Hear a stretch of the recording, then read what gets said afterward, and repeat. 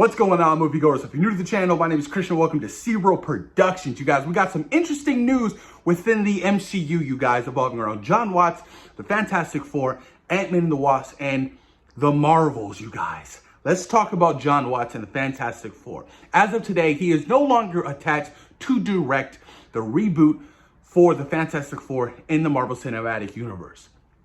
A lot of people are upset. A lot of people are in their feels. A lot of people feel worried. I don't think it's that big of a deal. I don't. Kevin Feige just confirmed that he's headed to retreat to go plan the next 10 years of the MCU. They probably already have somebody else in line to direct this film. It's not that big of a deal, you guys. Jon Watts just did 3 Spider-Man films in the course of 7 years. I think the man deserves a break. 7 years working on 3 films, you guys. It's not easy bringing these characters to life. It is so much responsibility. And like being within, the Marvel Cinematic Universe, the pressure. 2 of his films have crossed $1 billion. Spider-Man No Way Home broke all kinds of records. Sony's highest grossing film, $1.9 billion. Almost up there with Avengers Endgame, you guys. I think Jon Watts deserves a break. And I'm going to be honest with you guys.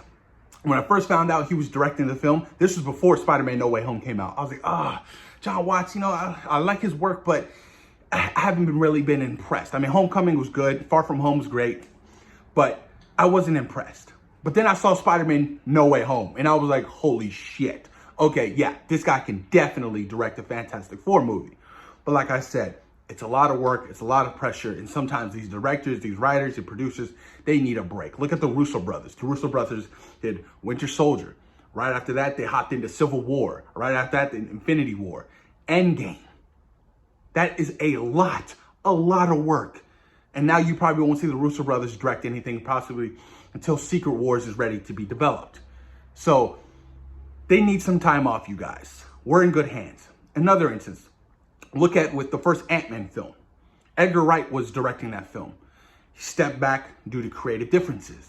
They brought in Peyton Reed. Peyton Reed absolutely nailed Ant-Man. Love that first Ant-Man movie. Cannot wait to see what he does with Ant-Man and the Wasp, Quantum Mania, you guys, with Kang the Conqueror. But we shouldn't be worried, you guys. In all honesty, we shouldn't be worried. We're fine. Marvel Studios is always great with adapting and getting new talent for these films. The Fantastic Four and X-Men are so extremely important to Kevin Feige.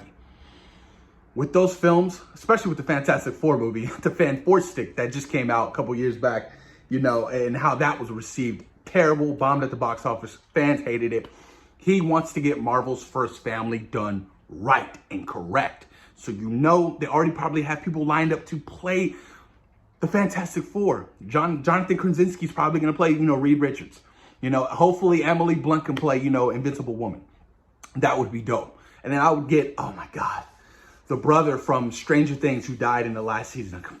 Billy. I would get Billy for the Human Torch. I love him. Great actor. And then as far as, the Thing, you can throw it up there. Anybody can play that particular role. But yeah, man, I'm pretty sure they already have the, that core group already casted, and they're just waiting for the next big announcement for, the next couple of phases within the MCU, guys. And as far as who's going to be directing the film, no idea. A lot of people are throwing names out there. So, Sam Raimi. Sam Raimi would do a fantastic job. Yeah, Sam Raimi probably would do a fantastic job no pun intended, with, the Fantastic Four. That would be pretty cool. Bryce Dallas Howard is a name I saw. I was like, okay, she's done a wonderful job with the episodes she's directed in The Mandalorian. Deborah Chow. There are extremely talented directors out there who would do wonders with the Fantastic Four, you guys. So we're in good hands. Moving on, Ant-Man and the Wasp Quantumanium and the Marvels have officially swapped release dates, you guys. How interesting is that? And why did they swap release dates?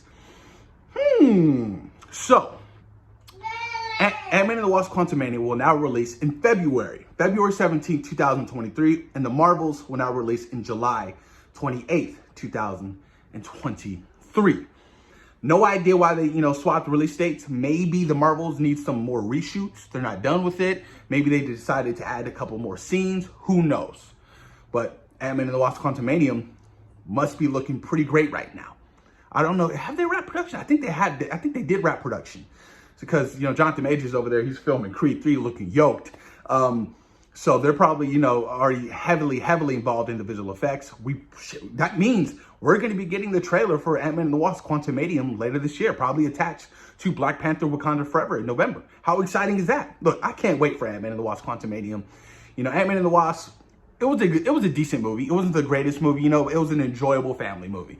But with this film, I want there to be so much more stakes. You know, I cannot wait to see how powerful and threatening Kang the Conqueror, played by Jonathan Majors, is. I cannot wait. I have a feeling he's going to be the next big bad moving forward in the MCU. And I cannot wait to see him deliver, you know, or maybe a variant of his, you know, is in Doctor Strange and Multiverse of Madness. We don't know. The way Loki ended and the way it introduced his character was so unique and intriguing, you guys. I cannot wait. And as far as the Marvels, I'm excited to see, you know, Spectrum. I'm excited to see Miss Marvel. If you've been following me, you know, you know I wasn't the biggest fan of Captain Marvel. Essentially, the Marvels is Captain Marvel 2. You know, I'm happy that they got a new direction for director for the Marvels, because I feel like, you know, the first two directors, there were two people directed that first film, Captain Marvel. It just didn't do it for me. Didn't do it for me, and I think it's a bottom tier MCU movie, you guys.